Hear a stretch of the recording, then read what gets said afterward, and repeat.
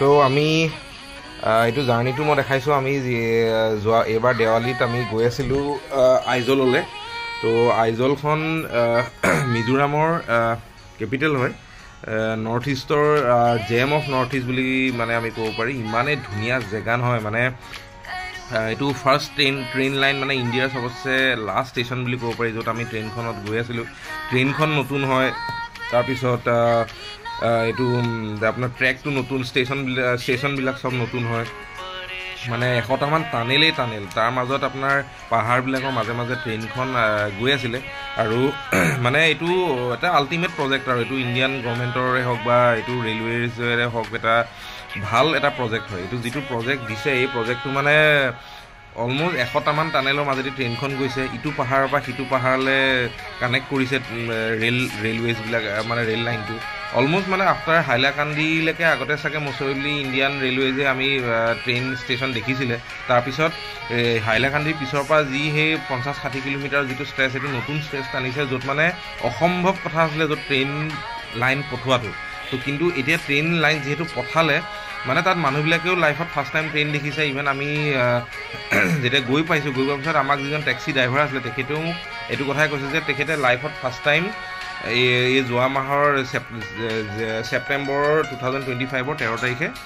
মোদী গভৰ্ণমেণ্টে যিখন train launch কৰিছে সেইখন ট্ৰেইন দেখাৰ পিছত ফাৰ্ষ্ট টাইম মানে লাইফত তেওঁলোকে ট্ৰেইন দেখিছে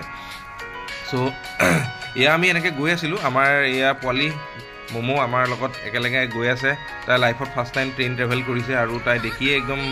বেলেগ কিবা এটা এক্সাইটমেণ্ট তাই গম পোৱা নাই তাই একচুৱেলি ক'ত আহি আছে কিন্তু তাই বিৰাট ভাল পাইছে তাইক মই টানেল দেখাই গৈছোঁ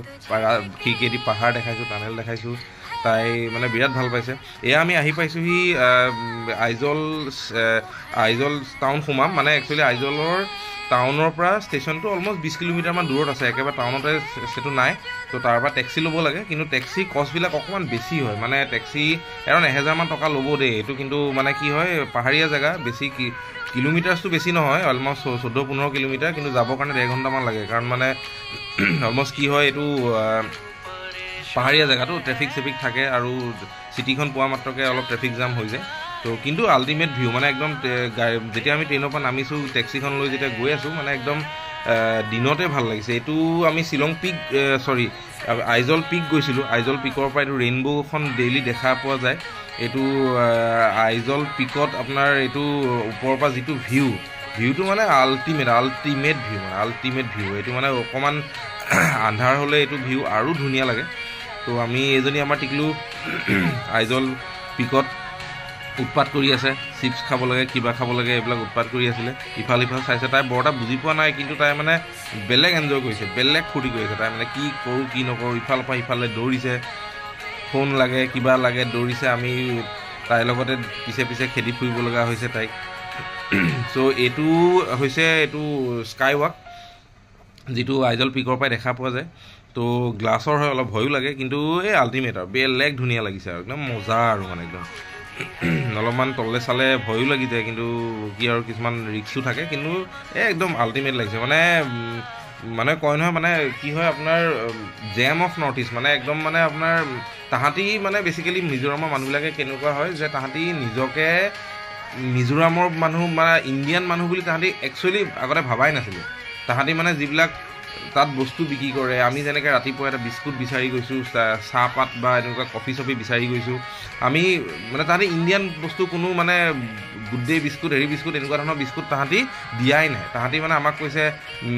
আৰু তাহাঁতি কোনো হিন্দী বুজি নাপায় অনলি ইংলিছত ক'ব লাগে মানে তাহাঁতি নিজকে মিনি বেংকক বুলি কয় তাহাঁতৰ জেগাটোকে মিনি বেংকক বুলি তাহাঁতি কয় যে মানে তাহাঁতি প্ৰত্যেকটো কথা তাহাঁতি ইংলিছতে আমাক বুজাইছে যে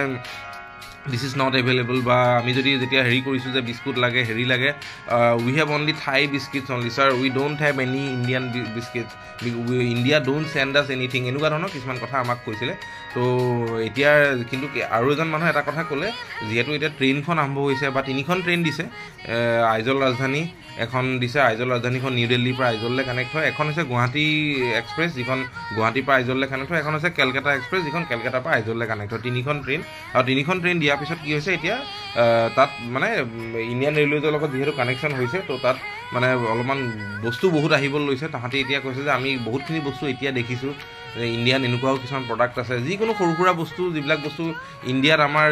সৰু এখন পাণ দোকানটো পোৱা যায় বা সৰু এখন সেই দোকানটো পোৱা যায় তাহাঁতি সেইবিলাক বস্তু লাইফত দেখিয়ে পোৱা নাছিলে তো তেনেকুৱা বস্তুবিলাক তাহাঁতি লাইফত ফাৰ্ষ্ট টাইম দেখিছে তো সিমানেই আছিলে ভাল লাগিলে বঢ়িয়া জেগা যাব পাৰে আপোনালোকে বাকী আমি হোমষ্টে এটাত আছিলোঁ হোমষ্টেটো বহুত ধুনীয়া হয় অলমষ্ট 2500 ৰুপিজমান লৈছে গোটেই ঘৰটো দি দিছে আৰু তাহাঁতি মানে কোনো বেলেগ ষ্টেটৰ নিচিনা নহয় তাহাঁতি মানে গুগলত চাবলৈ গ'লে ৱৰ্ল্ড মানে ইণ্ডিয়া চবতছে ছেফেষ্ট জেগা হয় আৰু বহুত হেল্পফুল হয় মানুহবিলাক এইটো এটা চলমন টেম্পল আমি তাত গৈছিলোঁ আমাৰ পোৱালিৰ লগত পোৱালি বেয়া এনজয় কৰিলে এই ট্ৰেইনত পোৱালি গৈ আহি আছোঁ আমি লাষ্টত